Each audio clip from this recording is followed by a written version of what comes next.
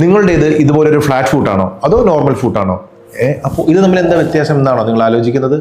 Simple ആണെന്ന് തോന്നുന്ന ഈ ഒരു ഡിഫറൻസ് ചിലപ്പോൾ വിട്ടുമാറാത്ത കാലുവേദനയ്ക്കും മുട്ടുവേദനയ്ക്കും പിന്നിലെ പ്രധാന വില്ലനായിരിക്കാം. മിക്കവാറും ഫ്ലാറ്റ് ഫുട്ട് കേസുകളിലും പ്രത്യേക ചികിത്സയൊന്നും ആവശ്യമായി വരാറില്ല.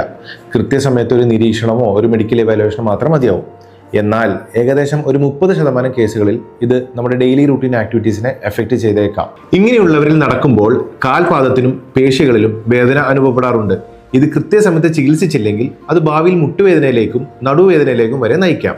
ഇനി ഇതിനൊരു സൊല്യൂഷൻ എന്ന് പറയുന്നത് സാധാരണ നമ്മൾ ഉപയോഗിക്കുന്ന ആർച്ച് സപ്പോർട്ടിനേക്കാൾ നല്ലത് മീഡിയൽ ഹീൽ വെഡ്ജ് പോലെയുള്ള സപ്പോർട്ടീവ്സ് ആണ്.